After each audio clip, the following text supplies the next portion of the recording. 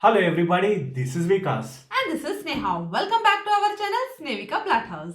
In this series of cooking videos, we are going to share how to cook food As simple as fast. and as healthy as possible. So, So, if if we we can can cook, cook, you you can can cook. cook. In this video, we are going to cook one of the key ingredients of Indian cuisine, that is ghee, or you can also call clarified butter. Today, we will also tell you about what are the health benefits of having ghee in your diet. In India, ghee is not only used in kitchen but also for many religious purposes because it is considered as very auspicious.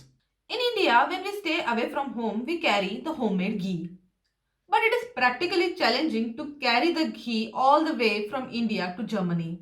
So, we decided to make it on our own. Yeah, Also, in the end, we are not going to discard the residuals of the ghee but make an interesting dish out of it. So, stay tuned till the end. totally. Today we are going to make ghee using the butter which is available commercially in the supermarket. When you're choosing your butter, make sure it is unsalted one. Today we are going to make a large quantity of ghee because the shelf life of ghee is longer and also you can store it for a longer period of time even in the room temperature. Since ghee or clarified butter contains no moisture and purely fat, no microorganism can grow and also there is hardly any chemical reactions which changes the property of the ghee. We say this is an easy procedure because traditionally it's a very long procedure to make ghee. Typically it starts from extracting cream from milk which is collected on daily basis in small quantities. After churning the cream, butter is extracted, then finally ghee is prepared. So So let's let's begin. begin.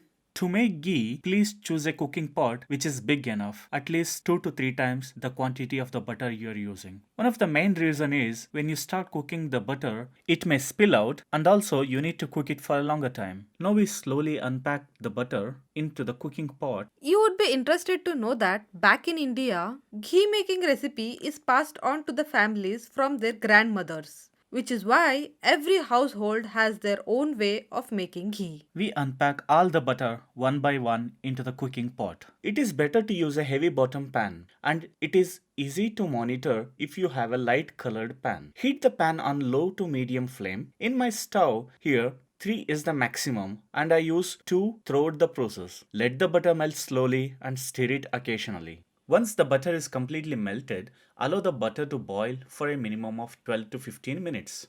It looks something like a liquid gold. Now, let's come back to our cooking.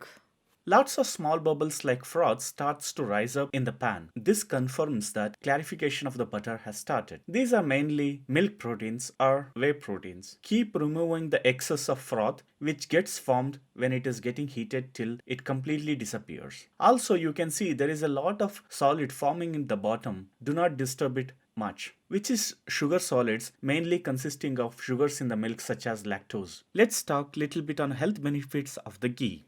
Ghee is not new to Indian kitchen.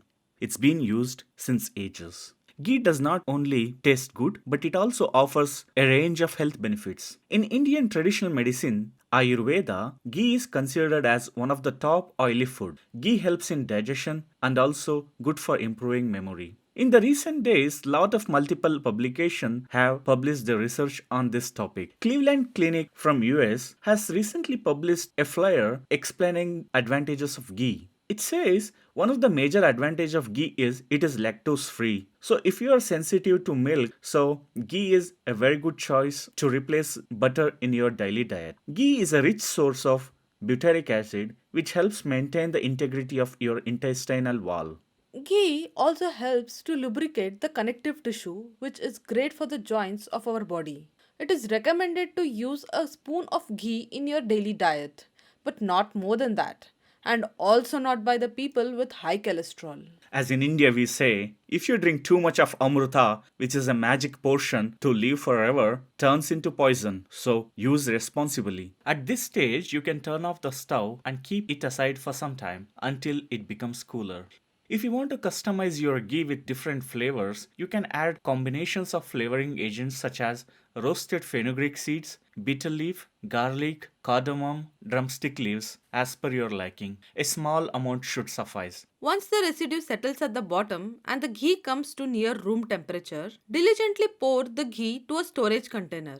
Glass would be a best option. For total removal of all the floating and settled impurities, you can use a strainer. And this ghee can be used to make a wide range of Indian sweets, even for your bread toast and many curries. The chapatis taste much better when served with ghee. Keep the glass containers aside for overnight or 5 to 10 hours without disturbing it. Now we already get to know that the solid and floating residuals which we remove during the ghee making are nothing but proteins and sugars from butter. Normally it is discarded, but it also contained a lot of ghee which we could not separate. We try to make a sweet dish out of it. That is ragi halwa. To make ragi halwa, first pool all the residues into a pan and start the stove at a medium heat. Once it starts boiling, add 5 to 6 spoons of finger millet flour. This gives the base state, so this can be replaced with different flours of your choice. After a few minutes, add 2 spoons of semolina or rava. Rava helps to make the sweet little grainy. Saute the mixture for another 10 minutes on low flame. Slowly it starts smelling aromatic and leaves the ghee on the sides. Then add sugar depending on how sweet you want. We have added 6 spoons of cane sugar. At this point, you can switch off and make even laddus if you want. Or you can add milk or water, which is always twice the flour you added. So here we have added 15 to 16 spoons approximately of milk. Sort it continuously so that it does not burn. Transfer the contents from the pan into a bowl. Now we will roast dry fruits of your choice using the same pan. In our case, we used almonds and cashews. You can even cut or slightly crush them if you like, but in our case we use the whole dry fruit. Roast it for another 5 to 6 minutes and finally either you can mix the roasted dry nuts with the sweet or spread it on the top. We kept our ghee to cool down overnight. When we checked in the morning, we could see nicely cured grainy ghee and ready to eat.